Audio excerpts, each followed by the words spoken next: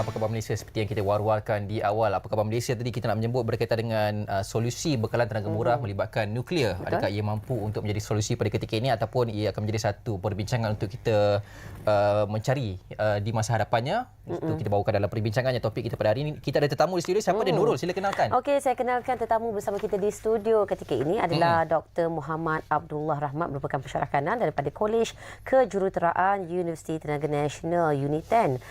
Seorang individu yang begitu tepat sekali untuk kita mengupaskan topik hari ini, iaitu nuklear, harapan ataupun ancaman. Betul. Sebenarnya kan. Dan ianya merupakan solusi bekalan tenaga murah. Kalau kita tanya, sebenarnya lebih tepatlah ianya sebagai satu solusi, harapan ataupun ancaman. Kerana kita tak cukup cakna mengenai kebaikan nuklear dan juga keperluan nuklear. Dan justru itu bersama tetamu kita di studio ketika ini adalah Dr. Muhammad. Doktor, kita nak tanya, okey, terlebih dahulu untuk sesi pengenalan untuk khasnya daripada konteks global. Kita sedia maklum pada ketika ini harga bahan api fosil seperti gas dan minyak semakin tak menentu dengan ekoran apa yang melanda di krisis Asia Barat ketika ini dan sedikit sebanyak mempengaruhi pasaran global. Jadi ketika ini mungkin kita perlu melihat sesuatu alternatif untuk mengurangkan kebergantungan kepada tenaga yang sedia ada, dan nuklear dikatakan sebagai satu pilihan yang cukup tepat dan bijak setakat ini. Dan mungkin sudah masanya untuk kita meneroka mengenai penggunaan nuklear dan memahami akan peranannya. Mungkin doktor boleh kongsikan kepada penonton ketika ini apakah sebenarnya peranan nuklear yang kita tak sedar. Kita sentiasa dimomokkan dengan nuklear ini adalah sesuatu yang bahaya. Bukan semua negara mampu untuk handle nuklear. Okey. Doktor, silakan. Panjang soalan awak tu, 4 soalan. Silakan doktor. 4 soalan ya. Assalamualaikum and good morning. Thank you for having me. Okay, a very wonderful introduction actually. It encapsulates apa yang sebenarnya berlaku kat dalam kita punya community sekarang actually. So betul dimomokkan semua, tapi it's because of the lack of understanding sikit lah.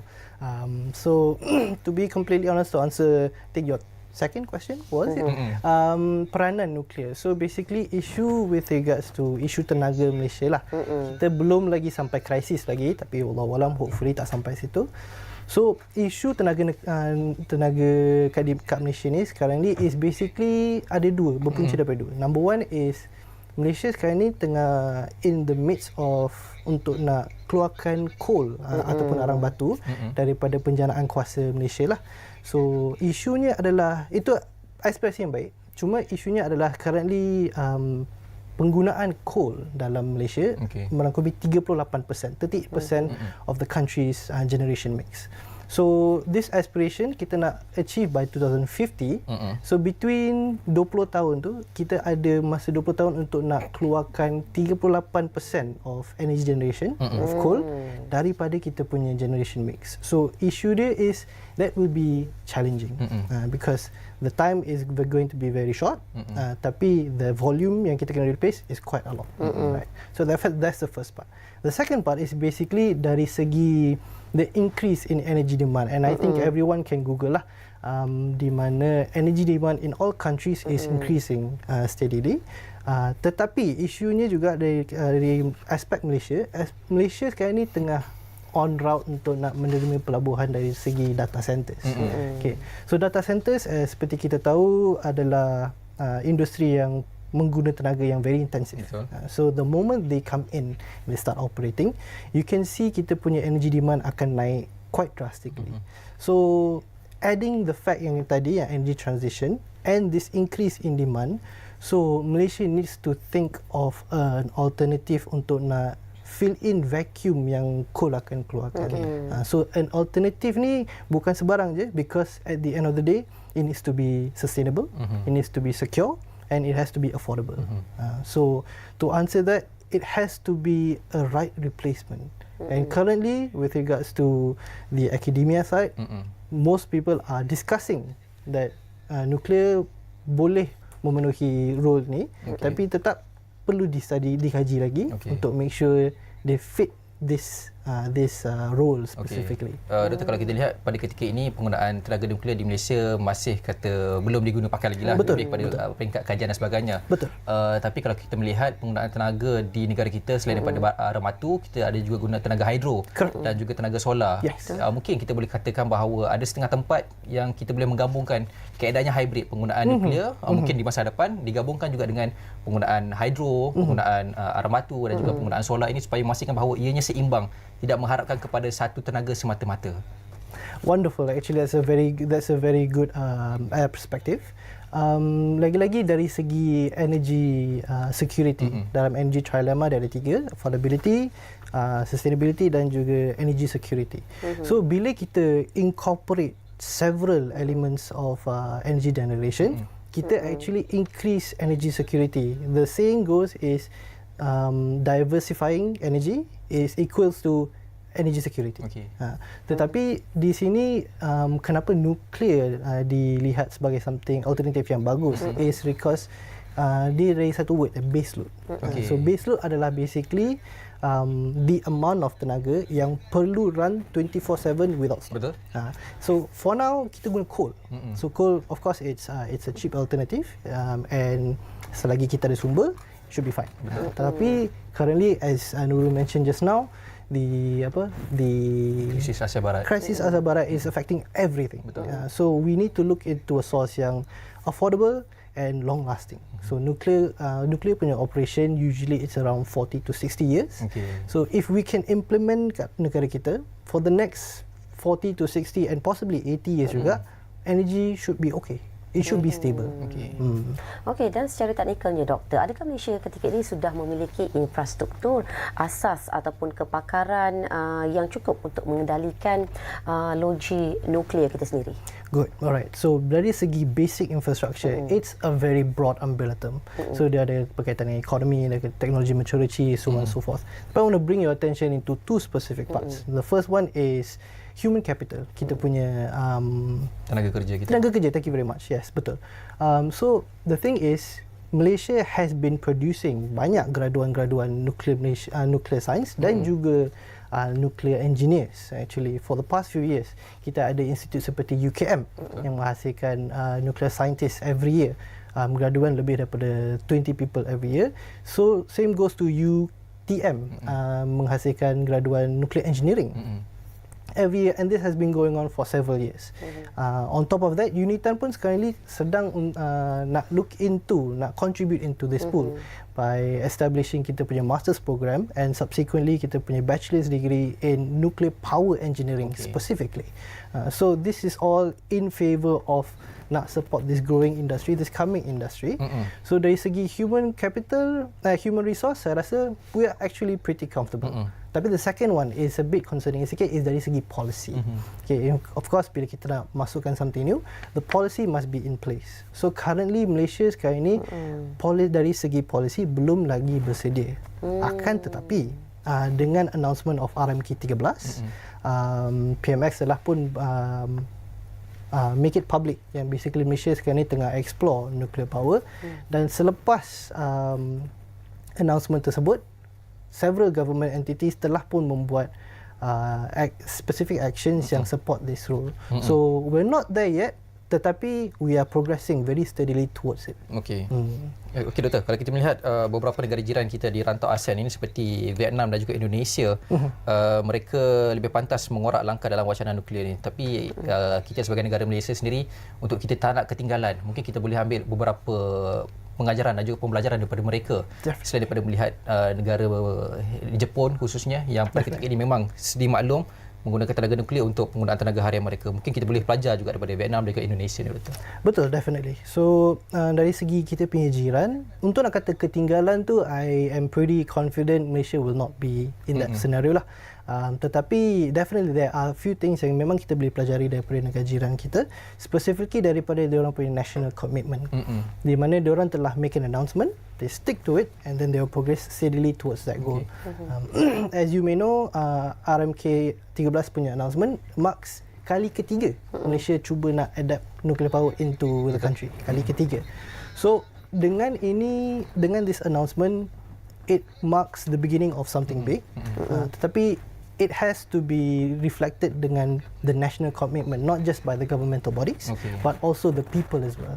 Semua rakyat mestilah bersepakat suara and specifically break out of that stereotype of nuklear ni dangerous yang dimomokkan macam tadi. Saya rasa polisi kita kena strong juga, Doktor, sebab sudah pasti saya percaya akan ada beberapa pihak yang akan cuba memomokkan bahawa tenaga nuklear akan berlaku beberapa kecacatan sebagainya, after effect dan sebagainya. So perkara itu kita sebagai rakyat kena bersatu, kena faham betul-betul ni, Doktor. Sebab nuklear ni satu ketika dulu sejarahnya kita dah lihat kesannya sampai sekarang masih terasa lagi kesannya, dan sudah pasti benda-benda tu akan jadi satu kata indikator untuk kita suntik after effect apabila kita menggunakan tenaga nuklear. Mungkin Doktor berpandangan benda yang sama?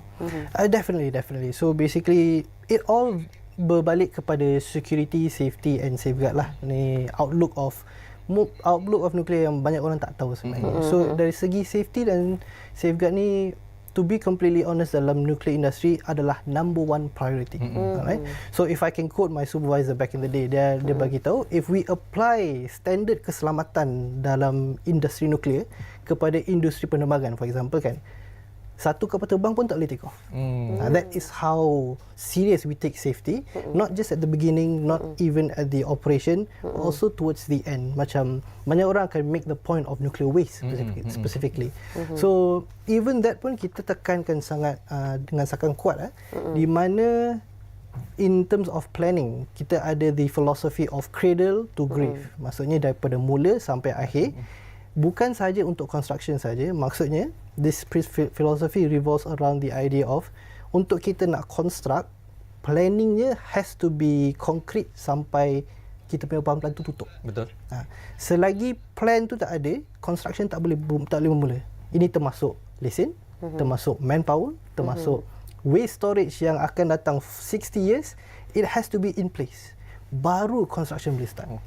That is how serious every aspect of safety, security and safeguard, the 3S of nuclear security and safety is being prioritized. Dan kalau kita tengok penggunaan tenaga nuklear, mungkin beberapa negara jiran kita dah mula mengurak langkah untuk mendahuluinya kan.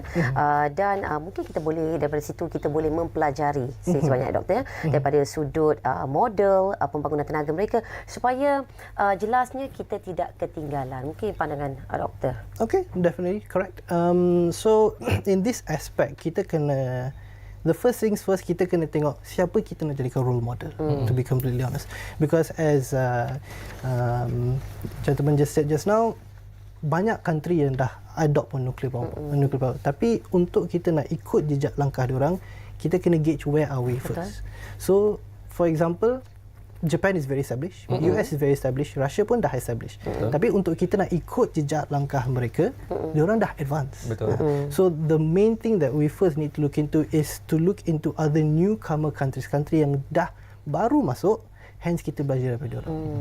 And especially with regards to countries such as, for example, Turkey, Bangladesh, these are countries yang baru masuk and we can learn a lot from them daripada dari segi policy, mereka punya human resource, dan juga financing, economic impact, so many aspects yang kita boleh learn more daripada these countries as compared to countries yang memang dah lama diorang establish.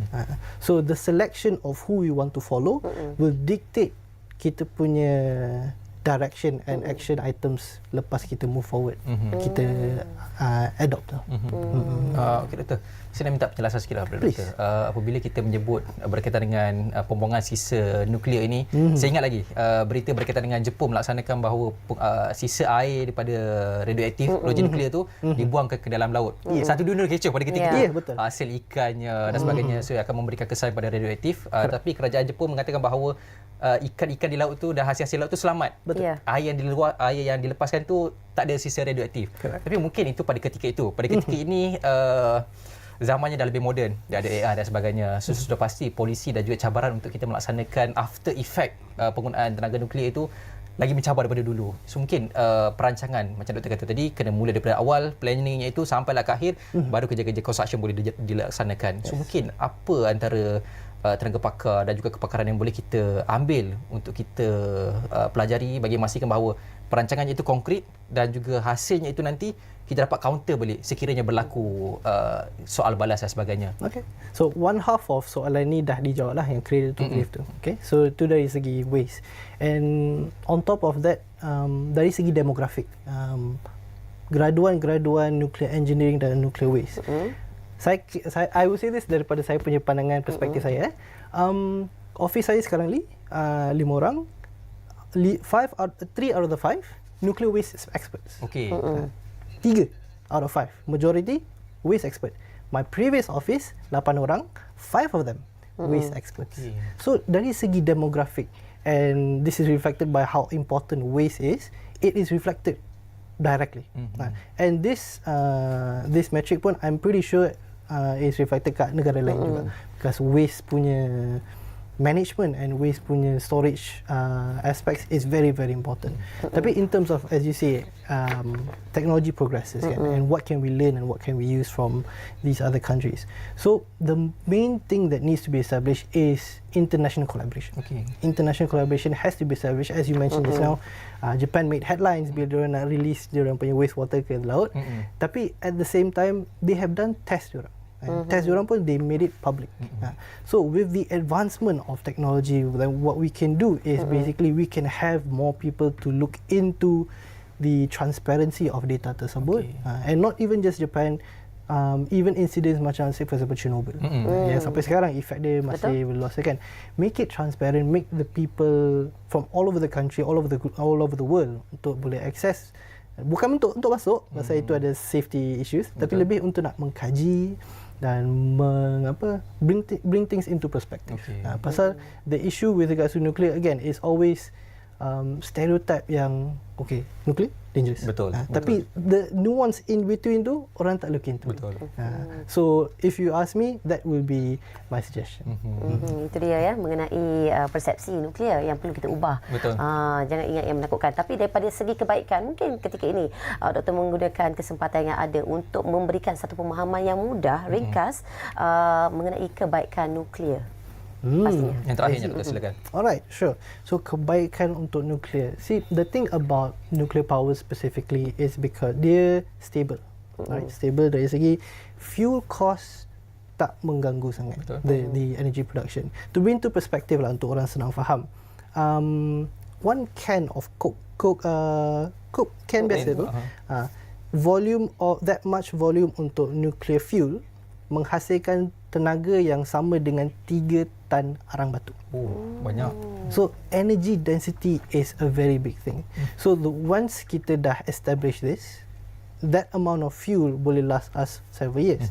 And let's say for example kita punya operations is good, boleh di-extendkan lagi 20 tahun. So one thing that I would like to recommend other people is lagi-lagi rakyat jelata lah, is to look beyond the stereotype and really read the fine prints in between these stereotypes. Pasal stereotype must come from a worry. A worry comes from fact that is unverified.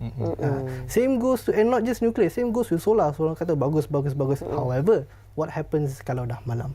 The storage of energy. The idea here is not to just pick one, the rest is bad. The idea is to use a combination of everything for security untuk nak establish the base foundation untuk future yang lagi cerah. Okey. Yang paling penting jangan takut dengan nuklear. Nuklear tu baik sebenarnya, tapi disebabkan beberapa pihak yang tidak bertanggungjawab memomokkan perkara tersebut, jadi nuklear ni nampak jahatlah. Kita sebenarnya baik je sebenarnya. Sebenarnya dia sederhana ya. Dia baik buruk, yang penting kita yang mengawal. Betul. Terima kasih kita ucapkan kepada tetamu kita Dr. Muhammad Abdullah Rahmat selaku pensyarakanan Kolej Kejuruteraan dari UNITAN. Terima kasih banyak Doktor. Thank you very much. Satu pencerahan yang agak senang untuk kita faham semua. Walaupun orang kata nuklear ni sebenarnya susah nak faham, tapi Doktor terangkan tadi alhamdulillah cantik Doktor. Kita semua faham. Okey, seperti biasa kita nak berehat seketika. Jangan ke mana-mana, kembali selepas ini.